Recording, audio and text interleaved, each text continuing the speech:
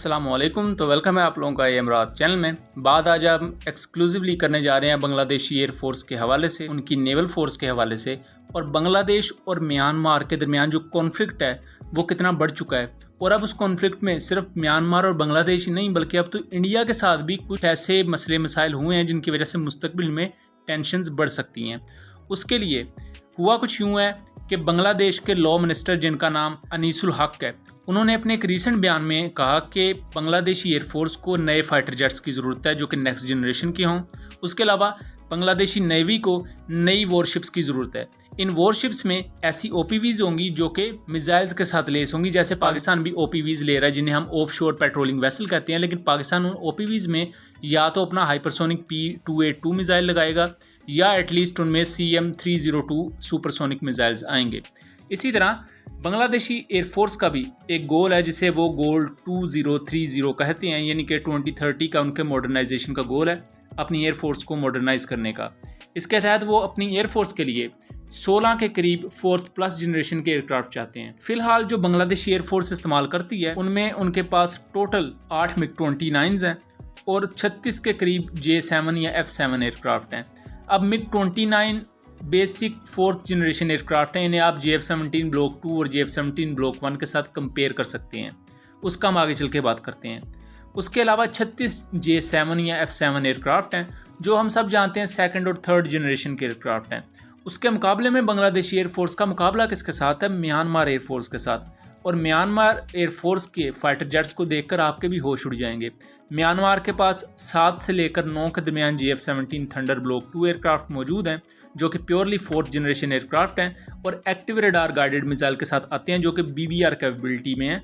उसके अलावा रिसेंटली उनके पास 2 Su-30 एयरक्राफ्ट भी आए हैं। अब Su-30 ट्विन इंजन एयरक्राफ्ट है और बहुत बड़ी तादाद में BBR मिसाइल्स और दूसरा एयर टू ग्राउंड म्यूनिशन लेकर जा सकता है, यानी कि सादा अल्फाज में कहूँ तो वो वेपन ट्रक है एक किस्म का। उसके बाद म्यांमार के पास 31 MiG-29 जहाज़ भी मौजूद हैं, जबकि बांग्लादेश के पास MiG-29 सिर्फ 8 मौजूद हैं। जबकि म्यांमार के पास 31 MiG-29 मौजूद हैं, 21 F7 जहाज़ भी मौजूद हैं, जबकि उन्होंने रिसेंटली चाइना से FTC-2000 लाइट अटैक एयरक्राफ्ट भी लिए हैं जो कि 6 की तादाद में हैं।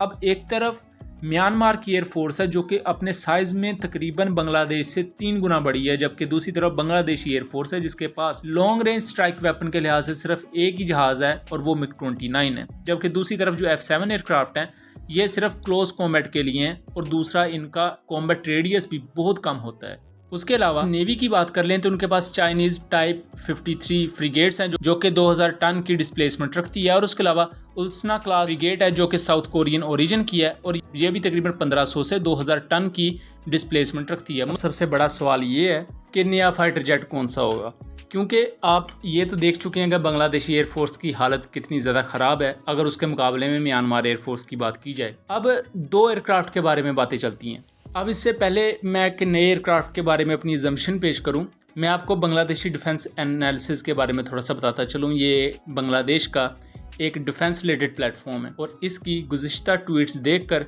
मैं खुद कंफ्यूज हो जाता हूं कि बांग्लादेश वाकई कोई नया फाइटर एयरक्राफ्ट लेना चाहता है या ये इसी तरह की मिसकंसेप्शंस फैला रहे हैं। उसकी वजह आप कुछ इनकी ट्वीट्स देखें तो कुछ ट्वीट्स में लिखा हुआ है कि अगर पाकिस्तान ने J-10C लिया और इंडिया ने राफेल लिया तो हम राफेल और J-10C दोनों इकट्ठे ही ले लेंगे। और कभी कभार यही साहब दावा ये करते हैं कि बांग्लादेश यूरोफाइटर टाइफून लेगा और 100% ट्रांसफ़र ऑफ टेक्नोलॉजी के साथ लेगा। उसके अलावा और भी बहुत से अजीबोगरीब किस्म के बयानात इनके सामने आते हैं। ये मैं ख़ास तौर पर बांग्लादेश डिफेंस एनालिसिस की बात कर रहा हूँ और किसी भी दूसरे प्लेटफॉर्म की बात नहीं कर रहा। बहरहाल अपनी मैं ज़ाती अजम्पशंस की बात करूँ तो बांग्लादेश चाइनीज़ इक्विपमेंट को यूज़ करता है। रिसेंटली उन्होंने चाइना से VT-5 लाइट वेट टैंक्स भी लिए हैं। यहाँ चांसेस J-10C एयरक्राफ्ट के हो सकते हैं। जैसा कि आप जानते हैं कि जैसे ही पाकिस्तान ने J-10Cs को यूज़ करना शुरू किया वैसे ही मुख्तलिफ अफ्रीकन कंट्रीज़ जिनमें सूडान भी आता है और दूसरे मुख्तलिफ कंट्रीज़ हैं उन्होंने J-10C में इंटरेस्ट का इजहार किया है, दिलचस्पी का इजहार किया है। उसके अलावा बांग्लादेश में भी कुछ ऐसे र्यूमर्स हैं कि वो J-10C की तरफ जा सकते हैं। उसके अलावा 2016 में ऐसे र्यूमर्स भी थे और कुछ रिपोर्ट्स भी थी कि बांग्लादेश इंटरेस्टेड है यूरोफाइटर टाइफून लेने में, लेकिन उसके बाद कोई भी इस पर डेवलपमेंट सामने नहीं आई थी। यूरोफाइटर टाइफून का हसूल मुश्किल होगा, ये कोई ऐसी चीज़ नहीं है जो इटली बड़े आराम से बांग्लादेश को कहे कि ले लें भाई यूरोफाइटर टाइफून आपका हुआ। ऐसा नहीं है। Bangladesh 16 fourth plus generation aircraft चाहता है जिन्हें वो अपने 2030 तक अकम्प्लिश करना चाहते हैं इस गोल को, ताकि अपनी एयरफोर्स को मॉडर्नाइज किया जाए। अब मैंने वीडियो के शुरू में बात की थी कि इंडिया के साथ भी ताल्लुकात अच्छे नहीं चल रहे। अब आप सब हैरान होंगे कि हसीना वाजिद की वहाँ गवर्नमेंट है, इंडिया की तो बड़ी करीबी दोस्त समझी जाती हैं हसीना वाजिद, लेकिन ग्राउंड रियलिटीज़ कुछ डिफरेंट है। मैं आपको पिछले कुछ वाक़यात बता दूं तो 8 सितंबर 2022 में क्या वाक़या पेश आया कि एक बांग्लादेशी नौजवान को शहीद कर दिया गया था, जबकि उसके साथ 2 लोग ज़ख्मी भी हुए थे इंडियन BSF की फायरिंग की वजह से। ये वाक़या पेश आया था दिनपुर बॉर्डर के नज़दीक। उसके बाद यहाँ मुख्तलिफ कुछ ऐसी प्रॉक्सीज़ भी हैं जो कि इंडियन BSF के ख़िलाफ़ लड़ती हैं। यहाँ एक इंडियन BSF का एहलकार असैसिनेट कर दिया गया था त्रिपुरा के एरिया में, जो कि बांग्लादेश के बिल्कुल करीब लगता है, और ये वाक़या पेश आया था 19 अगस्त 2022 में। उसके बाद 2 बॉर्डर गार्ड्स बांग्लादेश, जिन्हें BGP कहा जाता है, जैसे पाकिस्तान की फ्रंटियर कोर होती है FC जिन्हें हम कहते हैं, इनके 2 पर्सनल ने इंडियन टेरिटरी में जाके इन्वेड कर दिया था, और ये रोंगारा विलेज था जो कि इंडिया और बांग्लादेश के बॉर्डर पर लगता है। लेकिन बाद में मुकामी लोगों की मज़ामत की वजह से BJP के लोग वापस आ गए थे, इनके 2 एहलकार बांग्लादेश के वापस आ गए थे। इस तरह आपको जो ये वाक़यात पेश आए हैं 2022 और 2023 के दरमियान, तो इससे एक पोटेंशियल ख़तरा तो मौजूद है कि इंडिया कोई एज सच दोस्त मुल्क नहीं है बांग्लादेश का। कल को ये मामलात बिगड़ भी सकते हैं, क्योंकि ये बॉर्डर से रिलेटेड मामलात हैं जहां ना सिर्फ BSF की ट्रूप्स को असैसिनेट किया गया है, बल्कि बांग्लादेशी शहरियों की हलाकत भी हमारे सामने है।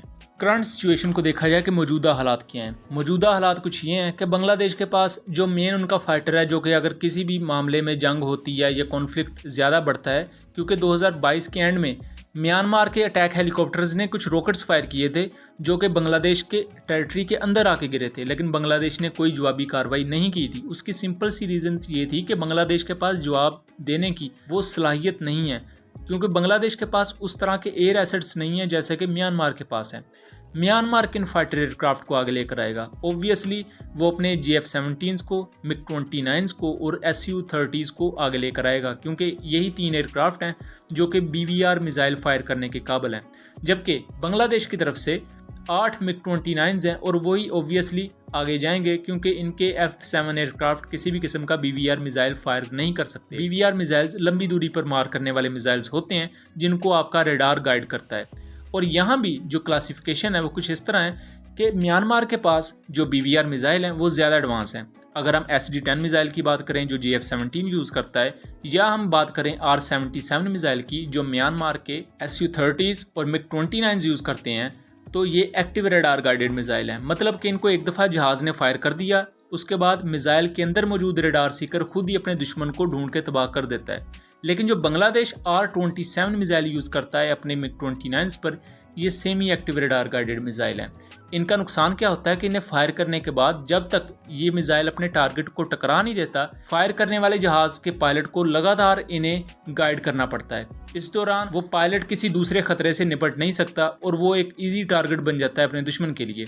ये मॉडर्न वॉरफेयर का दौर है और इसमें बांग्लादेशी एयरफोर्स काफ़ी ज़्यादा पीछे नज़र आती है।